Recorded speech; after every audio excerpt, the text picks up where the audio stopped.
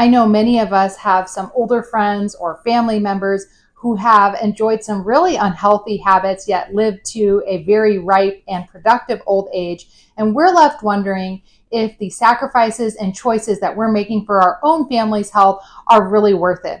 Well, today I'm going to talk about why the older generation could get away with some of these things and why I don't think we will be able to, or our children will be able to in future generations, as well as why food may not be the most important aspect of your family's health journey. So the first thing that we're going to talk about today is something that's been really popular in the scientific and health world over the past few decades, and that is epigenetics. So basically, scientists used to think that our genes were kind of set in stone, and you got one set from your mom, one set from your dad, and if you got good ones or bad ones, oh well, you get what you get. But what they are discovering more and more is that there are so many outside factors that actually can make subtle changes in our genes and turn good things or bad things on and off. It's kind of like little doors. And these good things or bad things can be turned off from factors in our own lives, in our parents' lives, in our grandparents' lives. And so you look at Uncle Joe, who smokes every day and enjoys a shot before bed at night and is almost 100 years old, and wonder how he can do that. Well, great Uncle Joe, his parents, or maybe he did, or his grandparents, probably grew up on a farm. Up until, I believe, the 1940s, over half of the country farmed. That meant that they would have grown their own vegetables. They would have had access to fresh, raw dairy. They probably would have hunted. They would have done all these really healthy things that are really hard and really expensive for us to do now. And so even if great Uncle Joe himself didn't grow up on a farm, his mother may have, which would have influenced her fertility, or even just his grandmother. And the eggs that were produced by his mother would be far superior to the ones produced by our own mother or ourselves, because we had been having the standard American diet. And one of the first people to kind of pioneer this study of epigenetics was Dr. Weston A. Price. He traveled all around the world to these cultures that had not yet been affected by industrialization, these cultures that had really vibrant health. He didn't go visit unhealthy people. He went to people who rarely got any kind of disease. Their teeth were perfect. He was a dentist, remember. That was what really interested him. And then he went and looked at their children and grandchildren who had moved to the big city and started adopting the worst ways of eating, with white flour and white sugar and vegetable oils. And he discovered that over a few generations, people's health would decline. So the children would be less healthy than the parents. They would start getting cavities and having a lot of dental malformations. Some of them would have trouble giving birth or even getting pregnant, just so many different health factors. And this just showed that, yes, you aren't just getting this set of genes from your parents. Things are actually changing from what you're eating. So the takeaway from this is these older people, they are kind of drawing from a wealth of good nutrition, of the rural life, or even just a lack of toxins. Maybe some of them grew up in the city, but genetically modified foods weren't even introduced until the 1980s. So these people did not have to struggle with things like that. While there certainly were chemicals and things, you can read all kinds of horror stories from Victorian times about certain chemicals that came in vogue, like radium. They really were not as present everywhere as they are today in our cosmetics, in our cleaning goods, in the chemicals that we are spraying on crops. And the ground itself was actually more nutrient dense. The crops at that time were raised with a lot less pesticides. These older people, they really are just drawing from a wealth of good nutrition and good genetics, and they probably have not suffered the bad effects that we're going to have to suffer from our parents and our grandparents. So I really think that it's safe to say that when we get older and our children get older, we're not going to be able to get away with the same things that they were able to get away with. The second factor that really has given these people kind of a leg up on their health has nothing to do with food at all. But before I get to that, if you're getting any kind of value from this video, please hit that like button. It really means a lot to me. I don't know if any of you have ever read the book, The Outliers by Malcolm Gladwell. I know it's a very popular book. But the introduction to it talks about a town called Rosetta in Pennsylvania. And during the 1950s, people were dropping like flies, dying from heart disease. Well, not dropping like flies, but it was the leading cause of death for men under 50. And in this town of Rosetta, it was virtually non-existent. There was no suicide. The death rate was like 33% lower than any other town around them. And so they had this group of scientists who came in and were wondering, why are these people so incredibly healthy? And what they discovered was that these people who lived in Rosetta were descendants of Italian immigrants. And actually, their diet had evolved over the years to be almost exactly like that of their American counterparts.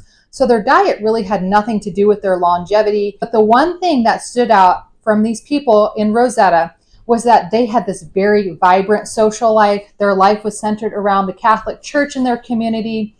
They were constantly visiting each other. Family was a huge part of their lives. They had a lot of clubs and social gatherings that were going on continuously. And this is something that is an absolutely huge predictor of longevity. I think that you'll discover that most of these people who live to their late 90s or 100 have very close family bonds, or they are very religious and they were very active in their church. They definitely were not isolated people.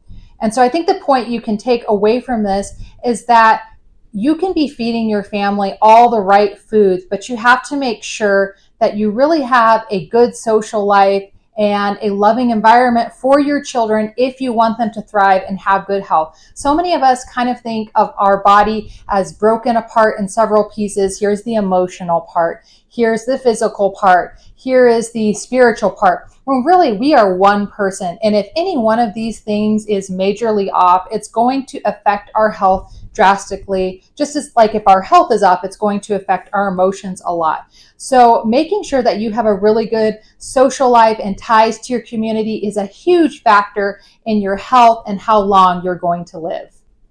The third thing that I think is really letting these people live longer but might stop us from living longer is technology and social media.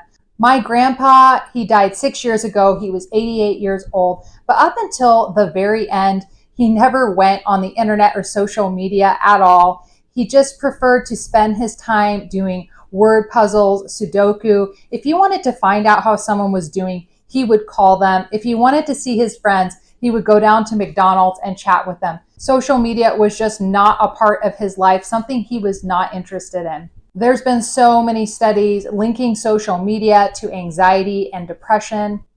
And when we are anxious and depressed, we definitely don't live as long.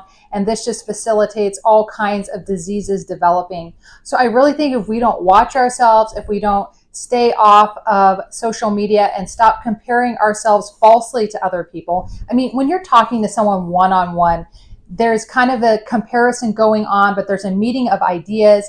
And you can talk about something, and if something is said that they don't like, you can kind of go back and try to understand, and vice versa. Whereas when you're on social media, it's just kind of you by yourself, and you're comparing yourself to this big crowd of people. And this is really unhealthy mentally. On top of that, social media just leads to an increased use of screens. And there have been studies that show that just 4 hours of screen time a day, which I think a lot of Americans are spending a lot more than 4 hours of time on screens a day, can lead to Alzheimer's and dementia. Your brain can actually shrink and atrophy. There's so many different people going into all the problems with screens and social media that I'm not going to take a bunch of time on that, but just suffice it to say the older generation has a huge advantage not having to deal with all of these technological conundrums that we and our children are going to have to deal with. And the next reason that these people are living longer that we're going to talk about is they just had better gut flora. So we are discovering more and more that our gut flora, well, honestly, the flora all over our bodies, I'll just say gut for convenience sake, really has so many effects on everything. There are diseases caused by having poor gut flora. It controls how much we weigh. I saw this really interesting video that was comparing how many calories and what people actually ate. I'd say in the 50s and the early first half of this century compared to now, people were eating way more calories, and they were eating white sugar and white flour, but they were still able to maintain really healthy weights. And of course, some of this is because of high fructose corn syrup, which came around in the 80s, but also part of it, I think, has to do with genetically modified foods and overuse of antibiotics, which really changes the composition of your gut flora. And it's so interesting if you just look into some of these studies. Gut flora can control your weight, your mood. Basically, 90% of your immune system resides in your gut flora.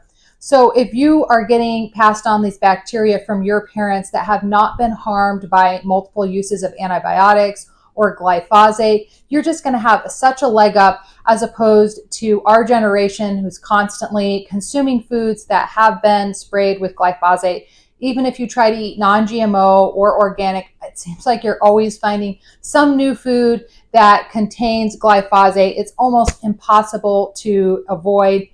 And if you're like me and you were a child in the 80s and 90s, you were probably there at the height of the antibiotics being prescribed for everything and got quite a few doses yourself. On a positive note, it's great to see that people are realizing the huge effect that our gut flora plays in our health and personality and just our general well-being. So of course, there's so many other things that were different back then than from now. And I don't want to make it seem like back then was a utopia and now is better, because there were certainly lots of things that previous generations had to contend with.